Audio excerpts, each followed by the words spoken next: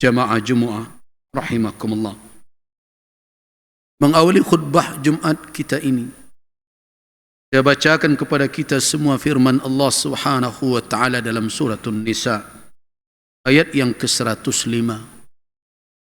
Bunyinya, inna anzalna ilaikal kitaba bil haqq litahkuma bainan nas bima araka Allah wa la takun lil khainina khasima.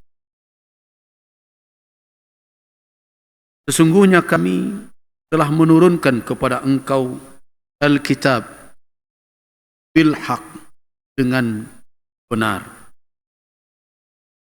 Litahkuma, supaya engkau menghukum bainan nas, antara manusia, bima arakallah, dengan apa yang telah ditunjukkan dan diperlihatkan oleh Allah kepadamu.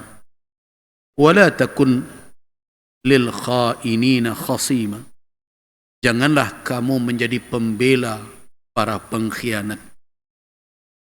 Jamaah rahimakumullah, kalau kita telusuri sebab turun ayat ini, kita akan banyak bertemu dalam kitab-kitab tafsir kisah Qatadah Ibn Nu'man dengan pamannya Rifa'ah dengan Bani Ubayriq, di mana terjadi kasus pencurian. Ada yang membobol pondok dari Rifa'ah, paman dari Qatadah, dan mengambil makanan serta persenjataan. Qatadah dan pamannya Rifa'ah mengatakan, setelah dia tahu bahwa yang melakukannya terindikasi adalah Bani Ubayriq, mereka berkata, wal yaruddu, hendaklah mereka mengembalikan senjata kami. Adapun makanan tidak masalah, ambillah. Tapi Bani Ubayriq berusaha membuat alibi dengan berbagai alasan. Mereka datang kepada Nabi SAW mengatakan bahwa Qatadah dengan pamannya telah membuat berita bohong, menuduh keluarga dari kaum kami yang terkenal sudah punya keislaman dan kesalehan. Ketika Qatadah datang pada Nabi SAW, apa kata Nabi SAW? A'amatta ila dari qaumin, apakah engkau sengaja untuk menuduh suatu keluarga yang terkenal, mereka tahu orang mereka Islam saleh, tanpa bayyinah, tanpa pembuktian dan penjelasan. Mendengarkan jawaban Nabi seperti itu, apa kata Qatadah? Rasanya saya hampir saja menyesal mengadukan ini kepada Nabi SAW, mendengarkan jawaban Nabi. Tetapi akhirnya Allah Subhanahu wa taala menurunkan ayat ini, membebaskan Qatadah dan pamannya, dan membuka persekongkolan yang dilakukan oleh Bani Ubayriq dengan menunjukkan bahwa mereka adalah orang yang taat, saleh, tidak mungkin melakukan hal itu, padahal merekalah pelaku sebenarnya. Nah, inilah ayat yang kita baca tadi dalam surah An-Nisa ayat 105 itu. Dan apa perintah Allah kepada Rasul? Wala takun lil khainin, janganlah engkau wahai Muhammad lil khainin khasima, menjadi khasim, pembela, mau engkau berkhusumat dengan orang lain, berhadapan dengan orang lain, tapi demi membela siapa? Al-khainin, orang-orang yang berkhianat. Nah, jemaah rahimakumullah, Allah Subhanahu wa taala la yastahi minal haq. Allah Subhanahu wa taala tidak pernah malu dalam menyampaikan yang hak. Dan Nabi SAW tidak pernah malu mengungkapkan yang hak. Walaupun Kalau kita baca ayat ini, sepertinya Allah Subhanahu wa taala memberikan peringatan kepada nabinya agar tetap istiqamah di atas ukuran yang benar. Apa itu ukuran kebenaran? Al-Kitab, Al-Quran yang diturunkan oleh Allah bil haq, dengan kebenaran, dan isinya adalah kebenaran. Nah, hari ini kita membutuhkan petunjuk yang seperti ini disegarkan di tengah umat. Karena tidak sedikit orang hari ini yang mudah saja berpihak kepada satu kelompok yang berada dalam satu posisi. Dia sadari atau bahkan tidak dia sadari, barangkali dia telah berada dalam sikap membela orang-orang yang berkhianat dalam berbagai hal. Mulai dari masalah yang kecil, pertikaian antar keluarga, pertikaian di tengah masyarakat, sampai ke persoalan yang besar dalam urusan bernegara. Kehati-hatian dalam hal ini semakin hari semakin pudar. Nah, jamaah rahimakumullah, siapa orang-orang yang berpotensi membela pengkhianatan dan para pengkhianat? Yang paling berpotensi itu pertama adalah dhu ilmin, orang-orang yang punya ilmu, orang-orang yang punya wawasan. Bahkan di situ termasuk para ulama yang dipercayakan orang bahwa dia adalah orang-orang yang memiliki pandangan dengan keilmuan. Orang-orang seperti ini berpotensi besar menjadi pembela orang-orang yang salah, menjadi pembela orang-orang yang berkhianat. Kenapa demikian? Karena pembicaraannya dibungkus dengan pernyataan ilmiah, analisanya akan diperkuat dengan hujjah-hujjah. Tetapi karena mereka tidak menjadikan Alkitab, Al-Quran yang diturunkan dengan hak sebagai ukuran untuk bersikap, akhirnya mereka pergunakan ilmu mereka, wawasan mereka, kepintaran mereka, kecerdasan mereka untuk membela para pengkhianat.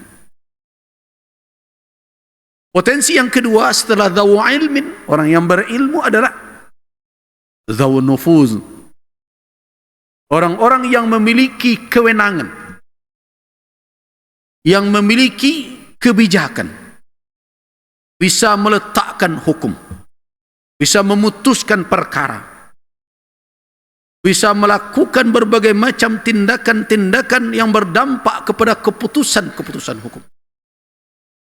Ini berpotensi besar menjadi khasim, jadi pembela orang-orang yang berkhianat. Bahkan tanpa sadar, pasal-pasal bisa diputarbalikkan, celah-celah bisa dimanfaatkan, dan tidak sedikit di balik itu bermain kadang kekayaan, harta benda, berbagai macam. Orang-orang yang seperti ini apabila tidak kokoh berpegang teguh kepada kitabullah sesuai dengan apa yang telah ditunjukkan oleh Allah Subhanahu wa taala kepada nabinya, sangat berpotensi menjadi pembela orang-orang yang berkhianat.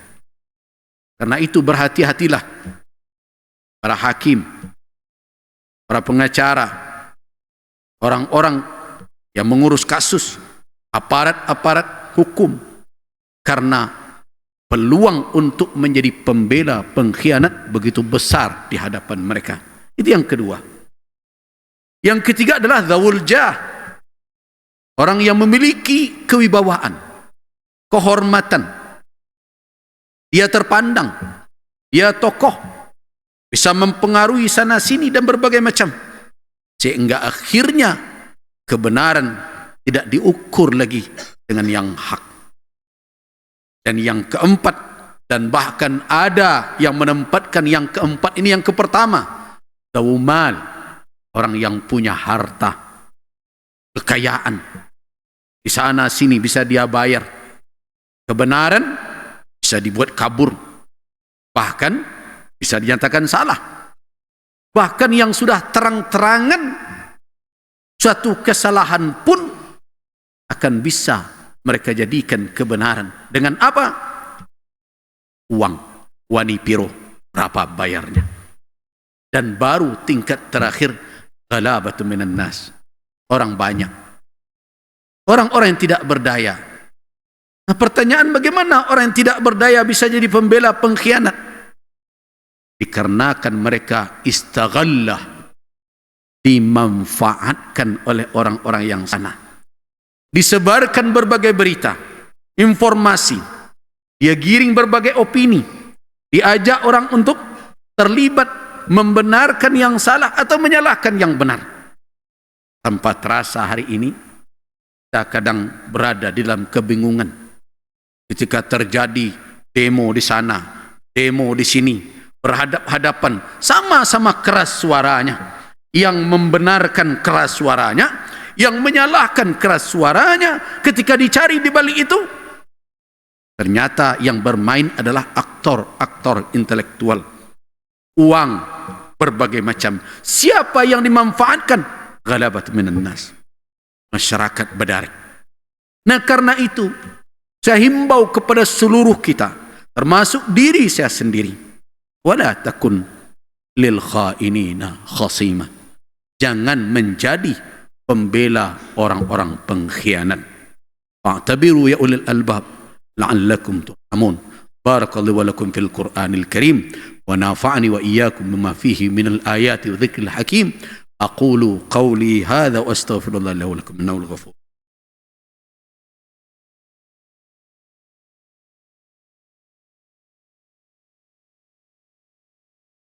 الحمد لله الذي هدانا لهذا وما كنا لنهتدي لولا أن هدانا الله. أشهد أن لا إله إلا الله وأشهد أن محمد رسول الله. اللهم صل وسلم على عبدك ورسولك وحبيبك محمد بن عبد الله وعلى آله وأصحابه ومن والاه. أما بعد، عباد الله، قال الله تبارك وتعالى في كتابه الكريم: يا أيها الذين آمنوا اتقوا الله وكونوا مع الصادقين. صدق الله العظيم. Jemaah Jumat rahimakumullah. Pada khutbah pertama, saya ingatkan masing-masing kita berpotensi untuk menjadi pembela kekeliruan, kesalahan, pengkhianatan kalau tidak hati-hati. Apa benteng kita supaya jangan terjatuh ke dalam situasi yang seperti itu? Litahkuma bainan nas bima arakallah. Hendaklah engkau meletakkan suatu keputusan, bukan hanya perkara hukum dalam makna sempit, tapi jangan engkau memutuskan sesuatu melainkan dengan apa yang telah diperlihatkan oleh Allah. Maknanya apa? Dalam kitabnya, dalam petunjuk yang ditinggalkan oleh nabinya, dan pakailah itu sebagai cahaya penerangan untuk kita memandang berbagai persoalan. Jemaah rahimakumullah. Kemudian yang kedua sebagai benteng kita adalah ayat yang baru saya bacakan dalam surat At-Taubah tadi. Ya ayyuhalladzina amanu taqullaha wa kunu ma'as shadiqin. Wahai orang-orang yang beriman, bertakwalah kepada Allah dan bersamalah dengan orang-orang yang benar. Nah, kebenaran itulah yang perlu terus dipertahankan, dibuktikan. Jangan mengukur dengan qala fulanun fulan, tetapi kita campakkan setelah berkata si fulan, kita campakkan fakta, kenyataan, bukti dan petunjuk yang ditinggalkan oleh Allah dan Rasul. Mungkin secara administrasi, secara pandangan manusia di dunia ini kita selamat. Mungkin saja orang akan melihat kita hebat, tetapi tidak akan lolos dari ketentuan yang telah ditetapkan oleh Allah di akhirat kelak. Karena itu ittaqullah, bertakwalah kepada Allah wahai kaum muslimin dalam menghadapi berbagai persoalan. apalagi berbagai macam tuduhan dan pengaduan. Berhati-hatilah. Kenapa? Karena keputusan-keputusan yang kita ambil tidak akan selesai hanya dalam urusan dunia saja, tetapi akan dipertanggungjawabkan kelak di hadapan Allah Subhanahu wa taala. Semoga ini menjadi suatu peringatan bagi kita semua yang ada di rumah Allah ini, dan kita selamat dari pertanggungjawaban yang berat karena harus berada pada posisi orang-orang yang berkhianat.